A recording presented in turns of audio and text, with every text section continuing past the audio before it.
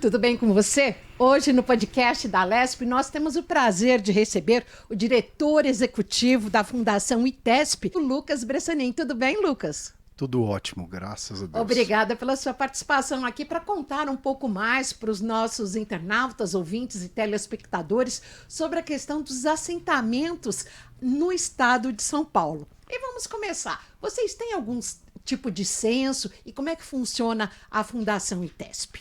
A Fundação ITESP ela atua com assistência técnica nos assentamentos e comunidades quilombolas do estado de São Paulo e também atuamos com regularização fundiária rural e urbana.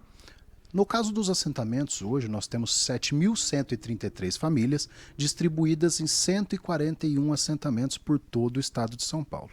Claro que grande parte desses assentamentos encontram-se no Pontal do Paranapanema, onde nós temos 70% dos nossos beneficiários. Em termos de comunidades quilombolas, hoje nós temos 36 comunidades quilombolas reconhecidas, outras em situação de reconhecimento e uma especificamente que a gente está na transição final, que recentemente foi assinado um acordo, que é a comunidade quilombola da Fazenda, que fica ali em Ubatuba, que foi um acordo histórico que vai servir de exemplo para o Brasil inteiro, onde houve a sobreposição de uma comunidade quilombola com um parque estadual. Ou seja, isso nunca aconteceu e aí a gente conseguiu demonstrar, na verdade todos os entes que participaram, né, PGE, Fundação Florestal, Defensoria Pública, Ministério Público Federal, etc., que é possível sim a comunidade quilombola conseguir convergir junto com a preservação ambiental. E no caso dessa comunidade quilombola de Ubatuba, quantas pessoas existem lá? Ali nós temos cerca, salvo o melhor juízo, posso estar falando besteira, são 25 famílias.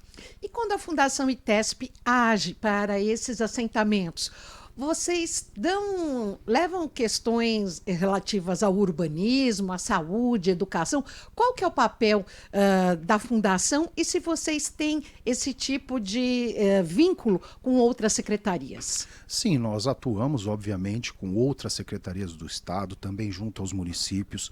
Nosso principal papel é prestar assistência técnica, né? Mas o ITESP foi responsável pela implementação dos assentamentos. O que é essa assistência técnica para que para que fique claro? Tá, é assistência técnica agronômica, veterinária, para a produtividade, para que o assentado consiga gerar renda e melhorar cada dia mais as condições da sua produção. Então nós temos técnicos, nós temos engenheiros, nós temos profissionais qualificados que visitam esses lotes e ajudam a promover a agricultura, a pecuária, a produção leiteira, etc.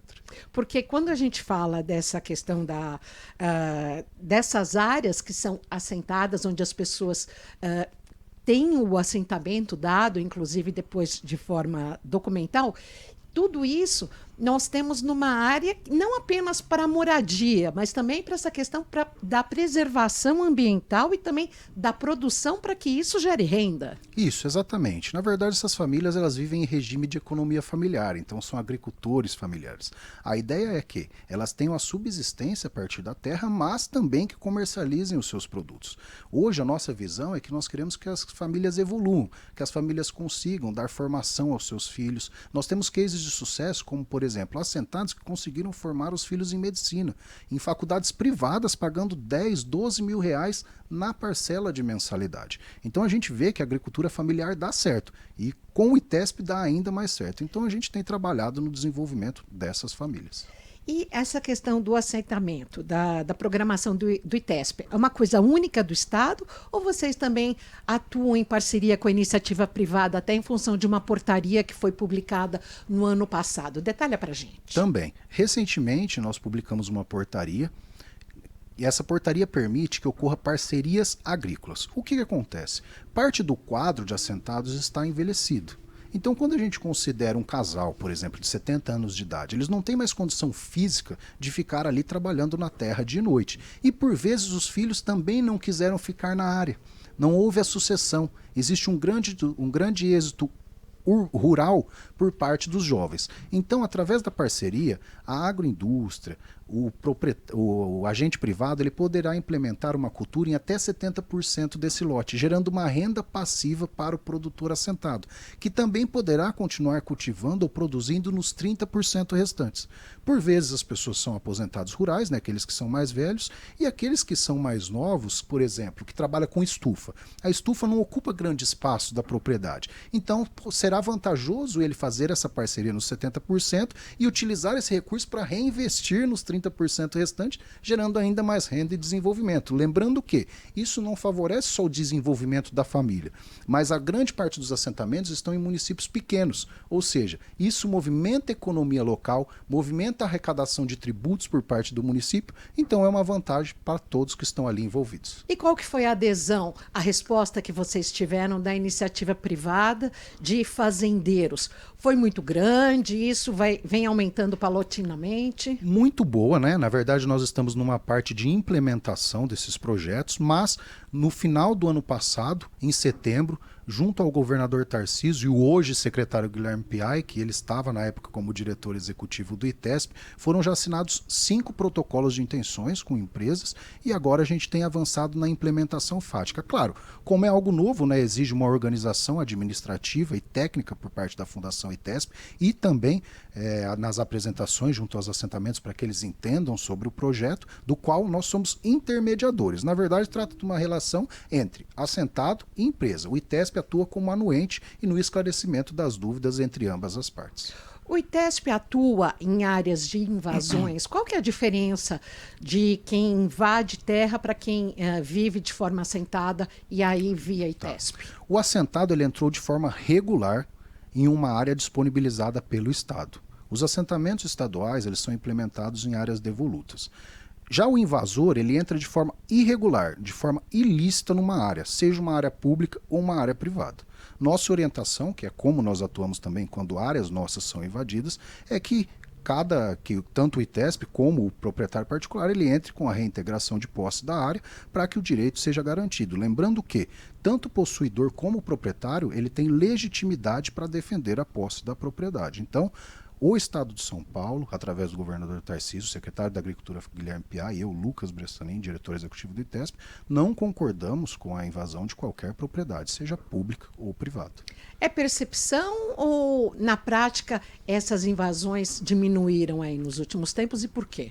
As invasões diminuíram muito, inclusive no último carnaval, que historicamente havia um número alto de invasões de propriedades, não ocorreu nenhuma invasão, e sem dúvida isso é oriundo da regularização que tem sido feita pelo Instituto de Terras do Estado de São Paulo, onde nós estamos regularizando os assentamentos, as médias e as grandes propriedades, principalmente do Pontal do Paranapanema, onde nós temos um histórico centenário de conflitos agrários e hoje a gente vê que a pacificidade tem acontecido e que as pessoas têm tido uma interlocução e os próprios assentados, como os médios e grandes proprietários, querem a regularização. E eu posso falar isso com convicção, porque eu sou nascido e criado em Presidente Prudente, sou do Oeste Paulista, sou do Pontal do Paranapanema, e a gente sabe qual é o problema e sabe o que a gente quer, porque isso faz parte da nossa história. Então está provado que quando o Estado intervém de alguma forma, e nesse sentido, de construindo pontes e acessos, as pessoas acabam declinando e aceitando? Sem dúvida alguma, as pessoas querem isso. Nós estamos realizando os sonhos dessas pessoas. Semana passada eu estive na Dona Nadir, fui pessoalmente entregar o título, como eu havia prometido, na propriedade dela. Todos nos emocionamos, todos choramos, porque realmente a gente vê que as pessoas esperaram décadas por isso. E a gente muda vidas através disso. Porque antes de tudo, claro, nós temos questões técnicas, questões administrativas e jurídicas. Mas nós cuidamos de pessoas. Esse é o principal compromisso hoje de nós como Estado. Então nós precisamos fazer o nosso papel, que é principalmente cuidar daqueles que mais precisam. Lucas, traz um pouco para a gente, então, aqui, a história de vida dessas pessoas. Quem que é a Dona Nadir? Se é do Pontal, se não é? Por que essa região do Pontal é tão falada no que diz respeito a essa questão de reforma agrária? É que a região do Pontal haviam muitas áreas consideradas devolutas. E como todos os assentamentos estaduais foram implementados nessas áreas, de fato lá nós temos o maior volume de assentamentos estaduais. Já assentamentos federais, eles são implementados em áreas que não cumprem sua função social, o que diverge. Então, como nós atuamos em áreas devolutas, de fato a maioria estava lá, então lá nós temos a maior parte dessas áreas. Para uma pessoa se tornar assentada, ela tem que passar pela comissão de seleção, ou seja, ela tem que cumprir alguns requisitos, como por exemplo, ter experiência prévia de trabalho com a terra, o número de pessoas da família é levado em conta, pois existe um sistema de pontuação. E através desse sistema de pontuação é identificado quais pessoas cumprem os requisitos para ocupar um lote. Então, na verdade, essas pessoas por vezes eram oriundas também de agricultores, ou seja, trabalhavam em alguma fazenda, o pai tinha um pequeno sítio, etc. E com o passar do tempo, eles se inscrevendo através dos métodos administrativos do ITESP, eles conseguiram ter acesso à propriedade. Lembrando que não é necessário do movimento social para que as pessoas se inscrevam. Qualquer pessoa procurando um escritório da Fundação ITESP, ele poderá fazer a sua inscrição e entrar nessa lista para acesso aos lotes. E voltando à história da dona Nadir? A dona Nadir é incrível. Se você entrar depois lá no meu Instagram e dar uma olhada, eu chorei, a dona Nadir chorou, todo mundo chorou. Quantas pessoas tem a família Na dela? verdade, a idade dela? Hoje é ela e o senhor Paulo. Ela tem 77 anos. Eu tinha conhecido ela, na verdade, quando a gente foi apresentar o projeto de titulação, né? Que a gente vai lá e explica para eles exatamente como funciona todo o processo e tira as dúvidas. E ela veio, me abraçou, falou que estava esperando muito tempo disso e por vezes eles estavam desacreditados que isso iria acontecer um dia. Exatamente. O título é equiparado à escritura e ele é registrado em cartório. Então ela já estava desacreditada. E eu falei, dona Dir, eu vou trazer aqui para você pessoalmente na sua casa. Então é uma família batalhadora, eles estão há 26 anos no lote, já estão em idade avançada, eles querem a garantia também para o futuro dos filhos e netos, para que eles tenham o direito de sucessão, caso venha acontecer alguma coisa com eles. São pessoas de mão calejada, que trabalharam de sol a sol, que chegaram lá com muita dificuldade, construíram sua casa, pagaram suas contas, criaram seus filhos e hoje eles estão realmente muito felizes com essa avanço. Você disse que hoje é um casal, mas mais pessoas moram ali com eles? Hoje não, os filhos já foram para o meio urbano, né, que é exatamente o que eu falei agora há pouco, que a gente tem que buscar meios para que os jovens fiquem dentro dos lotes, e eu acredito que esses meios sejam através de tecnologia, através de acesso à conectividade, através da geração Escolas de técnicas. renda. Exatamente. Então a gente precisa mostrar que ali é uma grande oportunidade. Eu vou te dar um exemplo. Se uma pessoa tem uma empresa no meio urbano que ela é avaliada em R$1 milhão, como ele trata essa empresa?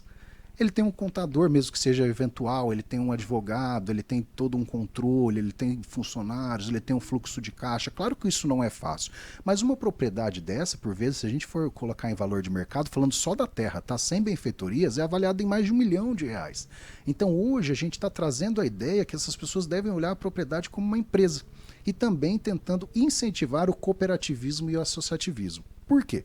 Porque um pequeno produtor ele não tem escala, tanto para venda como para compra. E se a gente falar, vou comprar um saco de milho, um saco de milho é um valor, e 1.000 sacos de milho. Então, o insumo para produzir o milho. Exatamente. Então, quando a gente soma forças e eles entendem isso, entendem a necessidade do empreendedorismo e do aspecto empresarial, sem dúvida existe um desenvolvimento. Nós temos produtores hoje que tiram 2.500 litros de leite por dia, enquanto outros tiram 100 litros. E esse que tira 2.500, ele tem vaca leiteira de R$80 mil.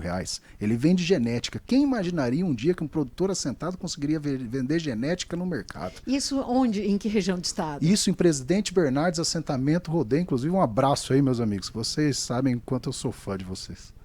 Olha, e no caso, voltando a esse casal de idosos, um deles falecendo, os dois falecendo, é uma posse, fica para os filhos. Agora torna-se propriedade. Até então eles tinham a posse através de um TPU, que é um termo de permissão de uso, ou um CCU, que é um contrato de concessão de uso. A partir do momento que ele recebe o título de domínio, que é equiparado à escritura pública, ele registra esse título de domínio na matrícula do imóvel em cartório. Ou seja, ele entra no direito sucessório como qualquer outro bem que ele venha a ter, como um veículo, dinheiro em conta, outro imóvel, etc. Ou seja, todos os herdeiros terão direito de acordo com as previsões do Código Civil. No primeiro ano do governo Tarcísio, quantas posses de assentamento foram entregues, quantos documentos e qual que é a previsão agora para 2024? Tá.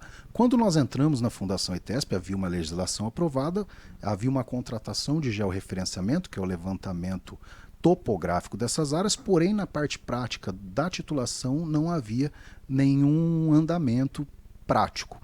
Nós organizamos tudo isso porque isso envolve dezenas e dezenas de etapas que devem ser superadas para que a gente consiga efetivamente entregar um título seguro e que tenha segurança jurídica para essas pessoas. Nós já entregamos mais de 1.800, não, desculpe, nós entregamos 1.500, mas nós já temos mais de 1.800 títulos ao total prontos. Em breve nós teremos outras entregas, mas 1.500 já estão na mão desses produtores então, assentados. 1.500 já foram entregues e agora mais 1.800 que estão... Não, desculpa, mais aí 300. mais 300 que nós já temos prontos e tem algumas que já estão para sair nos cartórios e a gente está aguardando que em breve a gente consiga titular todos os do estado. E no caso, de São Paulo. como acontece no CDHU, que foi até uma iniciativa do ex-secretário Márcio Bueno, que a posse é entregue em nome da mulher. Porque geralmente o homem muda o casamento, vai para outro, e a mulher é que fica com os filhos. Nesse caso do ITESP, é entregue ao casal ou também vocês privilegiam a mulher como segurança? Na verdade, tecnicamente, nós entregamos em nome dos titulares. Quando trata-se de direito de família, que deve se sobrepor a decisões administrativas, caso venha a acontecer um divórcio, isso será definido pelas previsões do Código Civil. Mas a escritura não sai apenas em nome da mulher? Não, sai no nome de ambos, porque ambos são proprietários. Porque quando nós olhamos no nosso cadastro, ambos constam como titulares. Então, em qualquer caso que seja, mesmo quando a gente fala de união estável, tratando-se de divórcio, dependendo, claro, do regime de casamento, que normalmente na comunhão parcial de bens, aquilo é dividido de forma proporcional tudo aquilo que foi adquirido na constância do relacionamento. Agora, Lucas, detalhe um pouco mais para a gente sobre as melhorias levadas a partir desses assentamentos regularizados pelo ITESP. É que é algo muito recente, né? Mas sem dúvida a gente já vê investimentos chegando. As pessoas tinham um pouco de segurança em investir até nas próprias propriedades em razão dessa insegurança jurídica. Imagina, como que você vai fazer lá um financiamento, como você vai colocar às vezes 100, 200 mil reais dentro da sua propriedade se você não sabe se amanhã ela continuará sendo sua. Então isso também tem feito os municípios ter um novo olhar sobre isso. Isso tem incentivado a Fundação ITESP a buscar novas oportunidades. Nós temos trabalhado também pensando na questão de saneamento. Nós estamos fazendo um estudo técnico para levantamento da questão de saneamento básico, de fossas sépticas e biodigestoras, para nós apresentarmos um projeto no FID, que é o Fundo de Interesses Difusos, porque atende também a questão ambiental e quem sabe a gente consiga também avançar na questão do saneamento. Nós estamos avançando na questão ambiental, porque nós temos um passivo a ser recuperado de recomposição de áreas de reserva legal.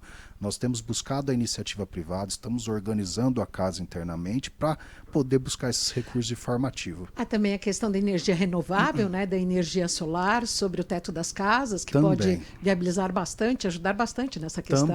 Também. A gente tem buscado caminhos, né? O secretário da Agricultura, Guilherme Piai, acredito que em breve vai fazer alguns lançamentos de algumas linhas de crédito acessíveis para que tenha acesso a isso, acesso à irrigação, entre outras necessidades, acesso a trator. Ano passado o Protrator foi cerca de 250 implementos, esse ano vão ser 1.500, um avanço gigantesco. O FEAP vai ser o maior FEAP da história, que é uma linha de crédito de financiamento diversa. Então, aos poucos a gente tem avançado, o ITESP está muito mais organizado. A gente tem investido também nas pessoas, nos servidores, isso é muito importante. A gente já trocou parte da frota, nós entramos, infelizmente encontramos uma frota bastante sucateada. Ano passado nós já pegamos 20 caminhonetes 0 km, 4x4, com segurança, com conforto, para que os nossos servidores possam trabalhar de forma mais efetiva.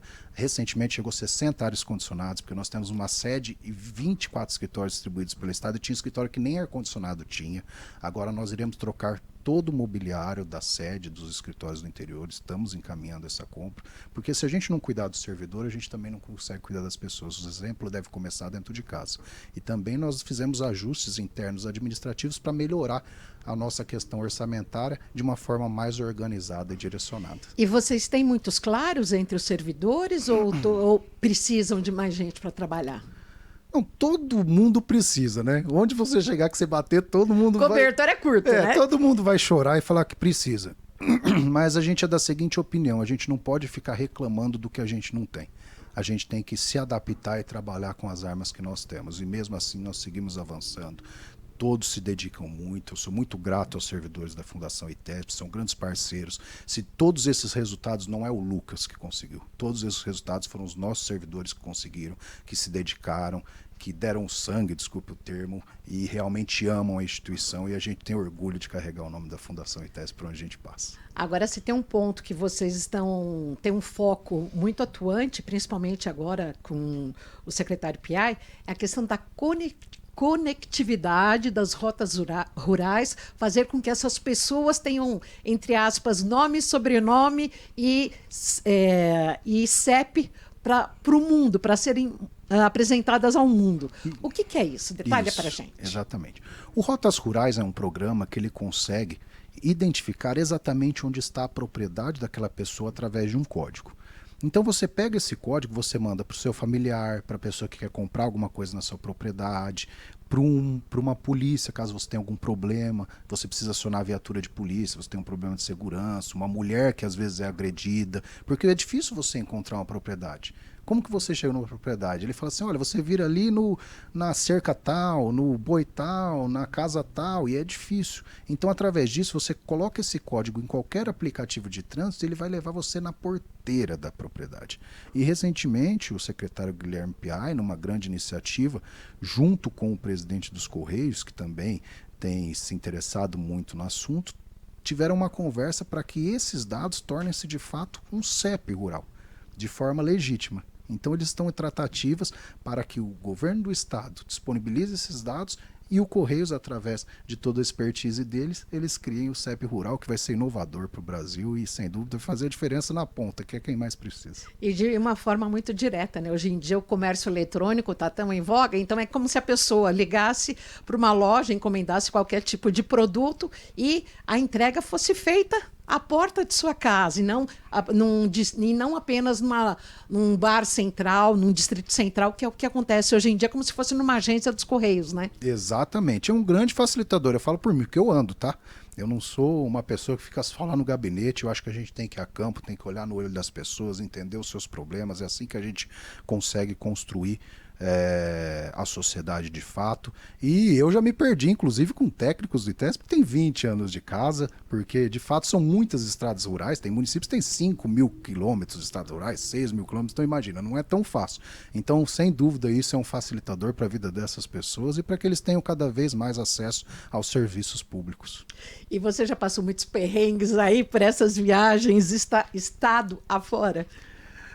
Só uma vez que o Lincoln, que eu sempre falo, né? O Lincoln me levou na frada. Ele falou pra mim, olha, eu sei onde a gente tá indo. E eu tô indo no carro, ele tá com o GPS na mão, ele fala, não, eu sei. No final, a gente Mas tem sinal de GPS em todo lugar que a gente sabe que não tem, né? Aí sinal depois, de celular. no meio do caminho, ele cai, né? Mas ele fica ali no aplicativo, né? No final, a gente caiu numa cachoeira seca lá no meio do pasto, ele não sabia nem pra onde ir, não dava pra voltar pra trás, e a gente ficou lá dando muita risada, e no final a gente caiu numa área de recuperação de reserva, sendo feita pelo Projeto IP, que é um projeto maravilhoso, tem uma sede lá em Teodoro Sampaio, e o pessoal estava lá, por incrível que pareça, dando manutenção, que é muito difícil nas mudas, né? Porque tem uma periodicidade. Ajudaram vocês a voltar. Eles que fizeram nos encontrar, senão a gente estava perdido lá até hoje. E algum animal silvestre, já viu? Até mesmo quando criança, nessa região? Ah, sim. Eu pescava muito, né? Quando eu era mais novo, né? A gente conhece muito ali a região, a gente é dali, então a gente já viu de tudo, na verdade, um pouco. Muita história de pescador? Ah, pescador mente bastante, né? A gente tem que mentir um pouquinho, senão o pescador vai pescar e nunca volta com peixe, né? Tem que comprar no meio do caminho. Qual o maior peixe que você já pescou? Ah, a gente já pescou bastante ali. Ali a gente tinha muita coisa, barbado, pacu, tilápia, né? Porque ali a gente é banhado por rios, né? O Rio Paraná e o Rio Paranapanema. Então a gente cresceu nisso, né? Quando eu era criança, eu lembro, criança em 15 anos, adolescente, 14 anos, juntava os grupos de amigos, o pai deixava lá na beira do rio com barraca, com lona, com tudo, vinha buscar 3, 4, 5 dias depois, a gente ficava lá, ilhado lá. E a 51 junto? Ainda não, nessa época não podia. Mas era muito legal. Foram momentos felizes da vida que, de fato, ajudam a formar o nosso caráter e também isso tem um impacto hoje no nosso trabalho, né? E nessa região dos rios, até saindo um pouco dessa questão de assentamentos, naquela área, vocês têm muitos problemas de esgoto clandestino, alguma coisa, da água que não seja potável, assim, que não dê para os peixes viverem? Como é que está essa questão? Não, os rios nossos as águas são de qualidade, né? Claro que as propriedades, por vezes, elas têm fossas, né? Hoje é uma outra tecnologia, lá atrás era uma tecnologia um pouco mais antiga. Então a gente tem que fazer essas adaptações. Até por isso que nós estamos fazendo esse estudo, pensando, né, claro, mesmo que seja a médio e longo prazo, na resolução desse problema, instalando fossas biodigestoras em todos os lotes de assentamento do estado. Claro que isso demanda muito recurso. Hoje a Fundação ITESP diretamente não tem condição, mas a gente sabe alguns caminhos que nós tentaremos para tentar dar uma resolução nisso. Mas os nossos rios são lindos, de águas límpidas e que todo mundo que vai se apaixona ali por nossa região. Tem muito rancho por ali, né? Como se fosse uma casa de veraneio. Também, ranchos, condomínios, esportes aquáticos, turismo rural. Então ali quem vai para lá realmente gosta. E natureza, ali nós temos, por exemplo, em Teodoro Sampaio, o Morro do Diabo, que é muito famoso. É uma área de reserva grande de Mata Atlântica, que inclusive nós temos um assentamento do lado, que nós temos reflorestado parte de uma área de reserva, que vai aumentar um pouquinho o Morro do Diabo, em razão do trabalho do ITESP. Nós fazemos corredores ecológicos entre os rios e o Morro do Diabo, em razão que nossas áreas estão ali próximas ao Morro do Diabo. Então a gente também tem, além de tudo, esse olhar ambiental. O que são esses corredores? Corredores ecológicos, o que acontece? Por vezes a gente tem áreas de reserva legal que devem haver a recomposição, que hoje na verdade são pastos, são áreas que não têm cobertura vegetal. Então quando nós vamos desenhar a área para recomposição, desconsiderando os lotes de assentamento, nós tentamos desenhar num formato que ela se conecte ao rio, que ela se conecte às matas, para que não tenha áreas isoladas de mata. Então, assim, você cria uma conexão para que os animais possam circular entre todas as matas que existem ali no entorno. Porque eu poderia fazer focos isolados, né? Uma aqui e outra ali. E por onde eles circulariam? Então é muito mais seguro os animais circularem através dos corredores. Voltando à questão dos peixes, a piscicultura é uma atividade muito explorada na região? Também nós temos produtores assentados que trabalham com a aquicultura, com a piscicultura, mas existe muito mercado, existe uma ampliação. Nós temos pensado nisso, inclusive eu tive recentemente em Mirante do Paranapanema com o prefeito de lá, com o Átila, e nós tratamos até a respeito disso, conversamos um pouco da possibilidade, da necessidade de existir um frigorífico de peixe, porque a maior dificuldade é isso, né? O beneficiamento. Então, a conservação, né? Exatamente. Então você tem a produção? Tem. Você consegue ampliar a produção? Consegue, mas você precisa ter a estrutura para beneficiar. Então haveria necessidade, na minha visão, para que fosse economicamente viável, a instalação de um frigorífico de peixe ali pela região. Mas isso está no nosso radar. Se vamos conseguir, eu não posso afirmar, mas que a gente vai tentar, a gente vai. Até porque a gente sabe, pensando principalmente nessa questão da piscicultura marítima, junto às praias, tudo, o grande problema são os intermediários, né? Sim. Tem o pescador, mas aí tem o intermediário que vende o gelo, Sim. que fatura bastante, que daí vem vender na cidade. Sim. E lá nós temos a opção tanto de tanques, como nós temos assentamentos que eles estão na beira do rio. Então nós temos a opção, claro, respeitando todas as legislações vigentes e com todas as autorizações, da exploração através do tanque-rede, que também é mais uma opção, que você coloca tanques dentro do próprio rio. E aí facilita também o desenvolvimento das atividades. E você tem uma receita para um bom peixe, um bom pescado? A gente brinca um pouquinho na cozinha, né? Italiano, né? A gente é metido a cozinhar, né? Às vezes dá certo. Dá uma receita boa aqui que você gosta de fazer. Quais são os ingredientes com principais? Peixe? Peixe, requeijão, tomatinho fresco, uma cebolinha, um pimentão ali na brasa, fica uma delícia. Coisa boa. Voltando à questão da conectividade, que acho que isso é o mais importante. Há muitos desafios, há muitas questões. O que é preciso para democratizar isso no país? Sem dúvida, sem dúvida. Esse São Paulo dá um grande avanço e uma grande apresentação para o país da necessidade e da virtude que quer ter isso. Eu acredito que nós vamos conseguir avançar. Claro que existem obstáculos pelo caminho que nós vamos conseguir superar. Como nós falamos de Estado, nós temos muitas regras que dificultam o andamento das coisas, nós temos muita burocracia no meio do caminho. Se fosse pela iniciativa privada, isso já estaria solucionado, sem sombra de dúvidas. Então, por exemplo, para empresas privadas adentrarem em um projeto como esse, de levar conectividade a todas essas áreas rurais, nós precisamos passar por trâmites administrativos para que haja uma decisão democrática entre todas as empresas interessadas. Eu não posso escolher a empresa A ou B. Eu tenho que dar a oportunidade para que todas, pelo menos, participem da disputa, seja através de um chamamento, de um credenciamento, de uma licitação. Então isso dificulta um pouco, mas nós temos trabalhado, nós já temos estudos técnicos, a Secretaria da Agricultura, através do Guilherme Piai, tem se debruçado nisso, é uma das exigências do governador Tarcísio, então, sem dúvida, até o final da gestão, mas espero que muito em breve, porque o governador gosta das coisas rápidas, ele trabalha com resultado, nós vamos conseguir dar uma solução nisso. A agricultura familiar é responsável por boa parte do abastecimento? Não diria isso. Eu acho que a gente não tem dados técnicos que de fato demonstrem isso.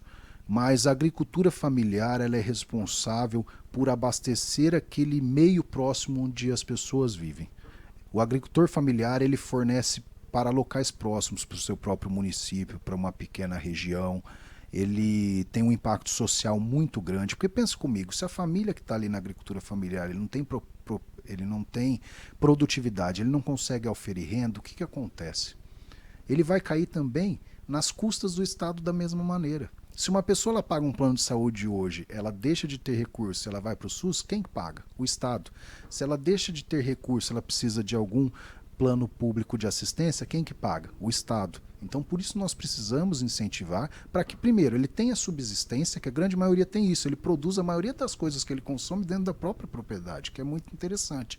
E o sobressalente, ou caso ele já tenha uma visão de empreendedor, ele consegue vender ao mercado. E para isso nós também temos programas.